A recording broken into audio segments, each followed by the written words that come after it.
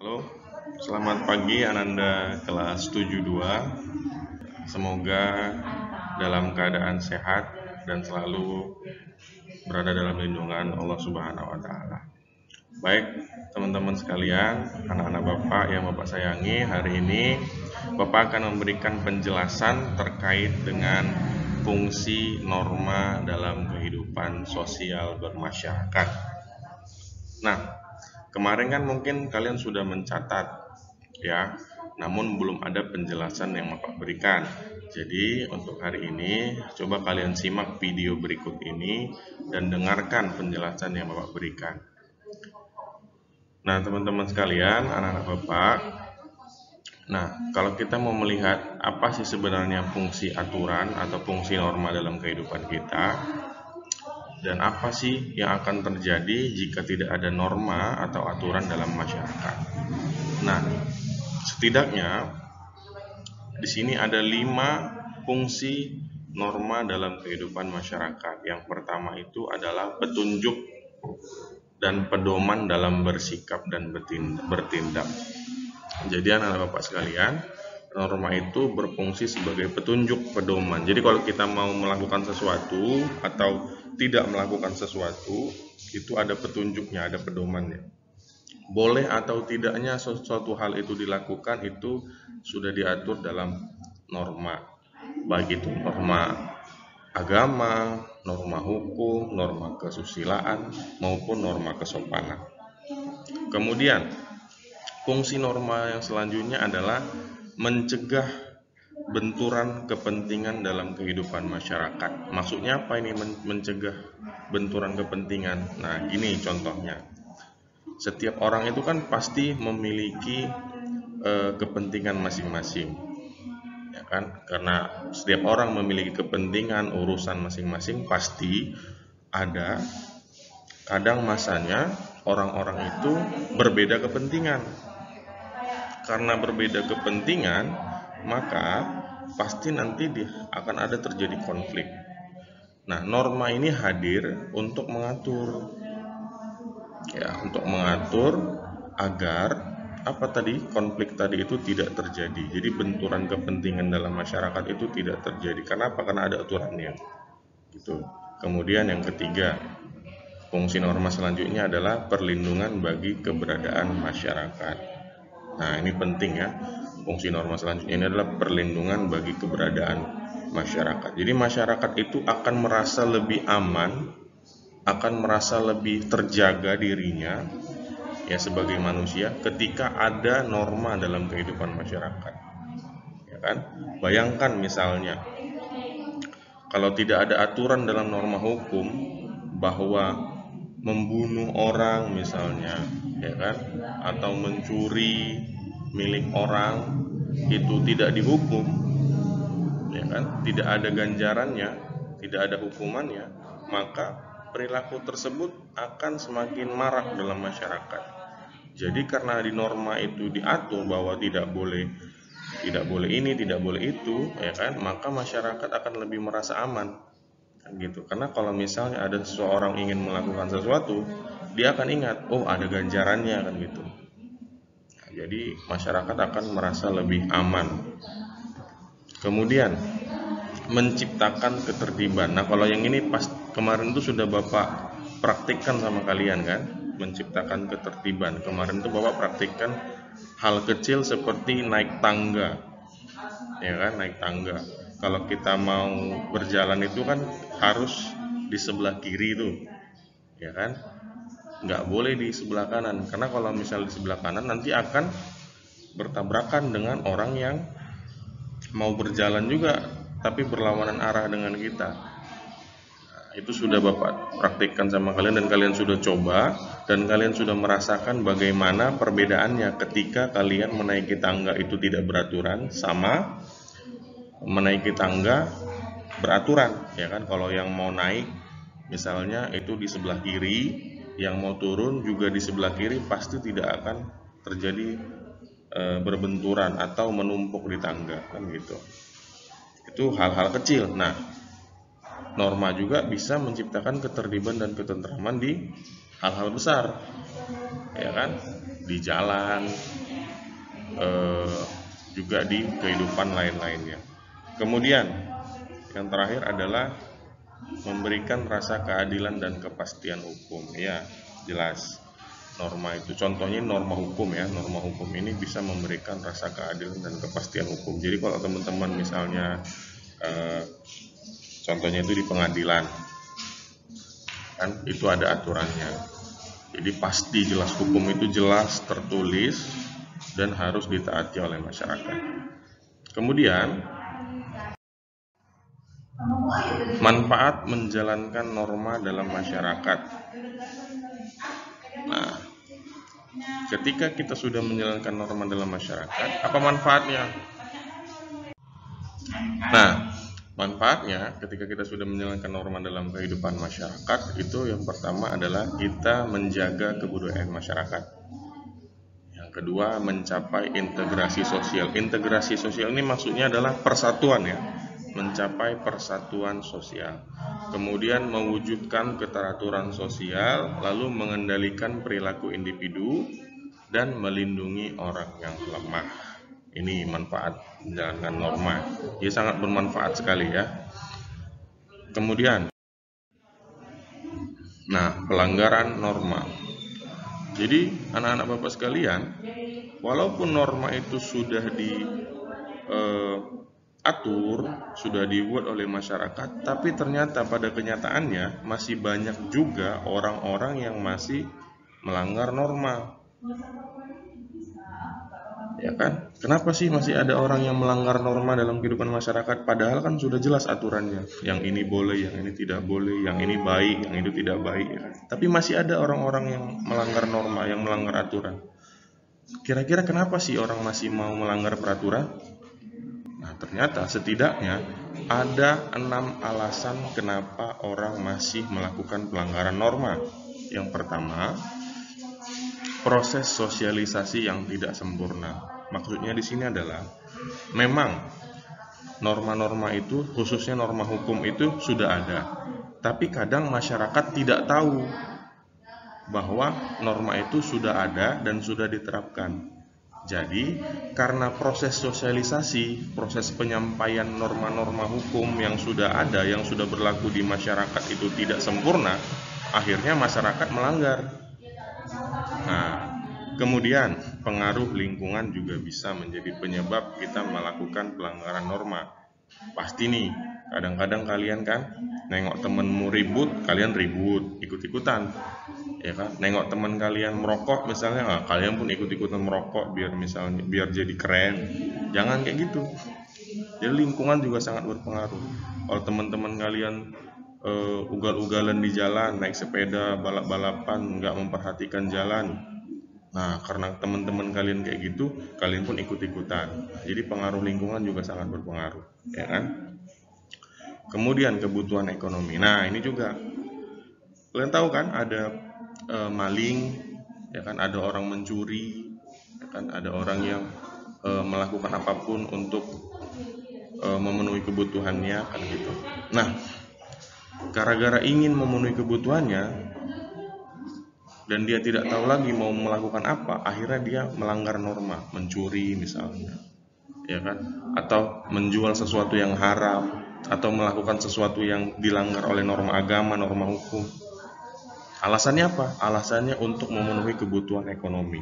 Nah, jadi kebutuhan ekonomi juga bisa menjadi penyebab orang melanggar norma, itu ya. Kemudian teman-teman, ingin menjadi individu yang bebas. Nah, ini dia nih. Ingin menjadi individu yang bebas maksudnya apa? Nah, maksudnya gini. Ada orang yang menganggap bahwa dirinya ini adalah orang yang bebas. Artinya ya suka-suka aku dong, mau ngapain, ini hidup-hidupku. Kalaupun dia punya uang, ini uang-uangku. Kalau dia punya pendapatan, ini pendapatanku, gaji-gajiku, kata gitu kan. Jadi ya suka-suka aku dong, mau ngapain, terserah, jangan urus aku, jangan atur aku. Ini hidupku kok kamu pula yang ngatur.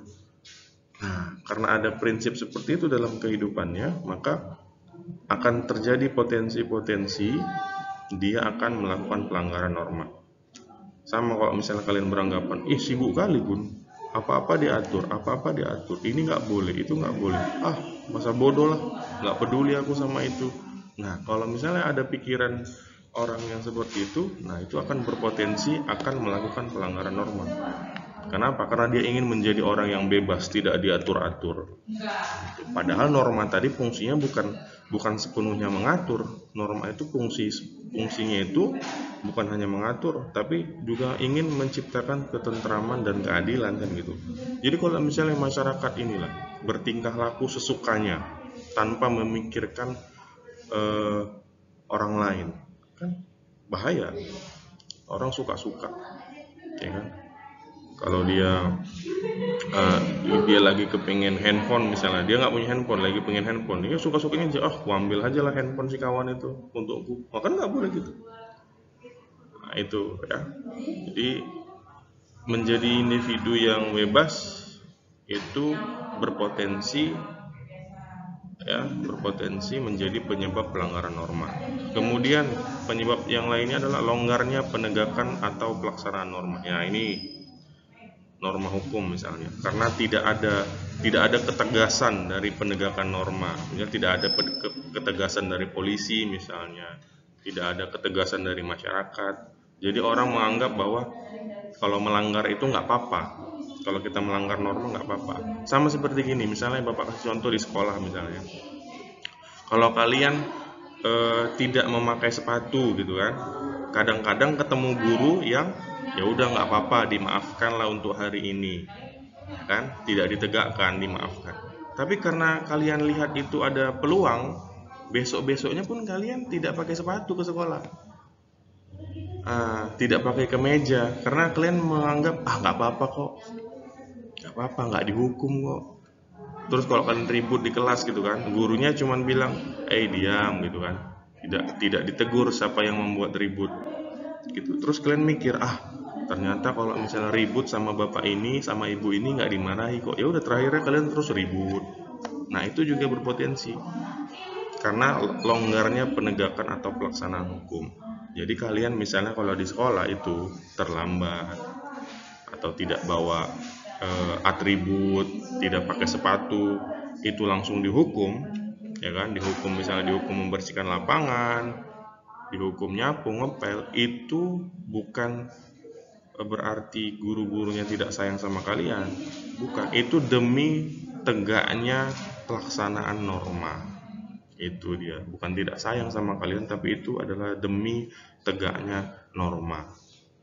Yang terakhir adalah, apalagi yang bisa menjadikan potensi pelanggaran norma adalah sikap mental. Ini yang paling utama, sikap mental.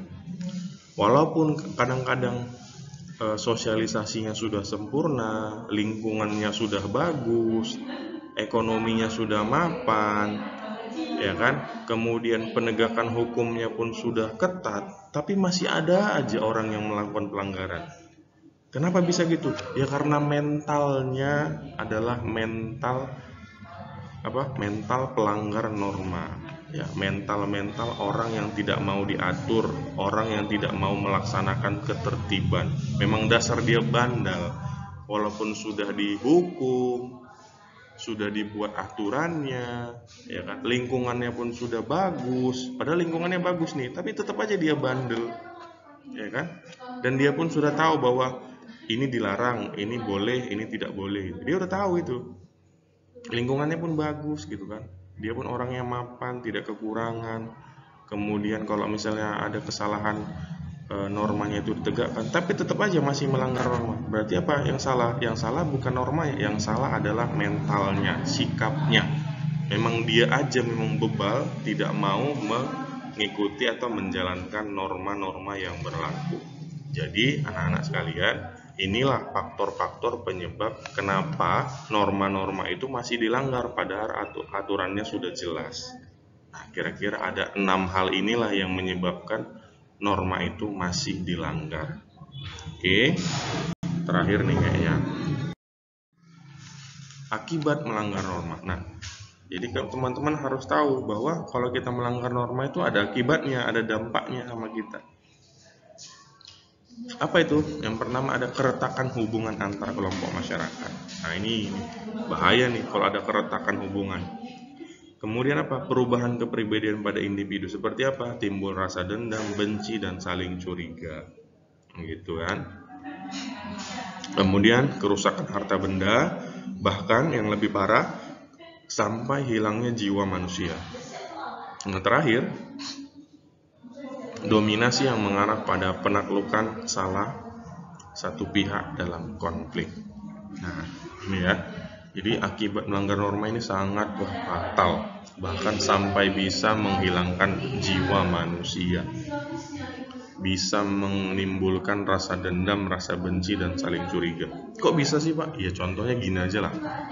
Misalnya, kamu melakukan tindak pencurian,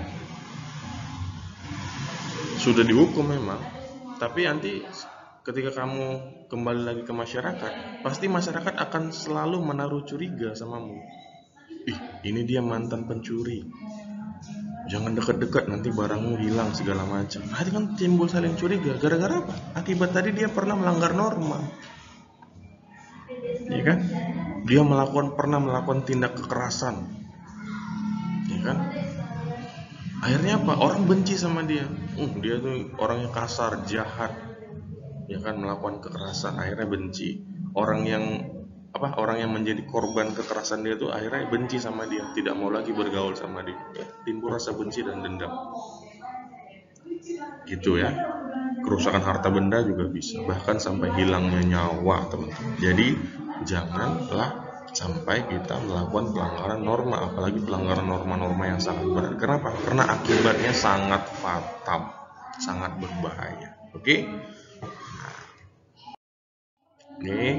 Nah ini ada upaya-upaya pencegahan pelanggaran norma agar menciptakan keadilan. Bagaimana sih agar norma ini bisa berjalan dan masyarakat itu mau menjalankan norma dengan baik? Nah, harus melakukan pembiasaan. Pembiasaan itu maksudnya apa? Ada norma nih, ya udah kalian biasakanlah hidup di antara norma, hidup menjalankan norma. Kemudian apa? Teladan. Kalian cari sosok-sosok, contoh-contoh, ya kan, tokoh-tokoh yang memiliki teladan yang baik, ya kan. Tuh, kemudian penyadaran. Kalian harus sadar. Nah, kenapa? Kenapa harus sadar? Lihat tadi, kalau misalnya kita melanggar norma, apa dampaknya? Lihat di slide sebelumnya kan tadi dampaknya sangat berbahaya kan. Nah, kita tuh harus sadar bahwa apa dampak buruk dari melanggar norma. Kemudian harus ada pengawasan, lalu ada penghargaan dan hukuman. Kalau misalnya dia melanggar norma harus ada hukuman, kalau dia menjalankan norma dengan baik harus ada penghargaan. Begitu kira-kira ya. Selanjutnya. Nah, ya. Jadi demikianlah untuk pelajaran hari ini. Kalian harus tonton sampai habis dan simak betul-betul yang Bapak sampaikan. Sampai ketemu lagi di pembelajaran selanjutnya. Selamat pagi. Assalamualaikum warahmatullahi wabarakatuh.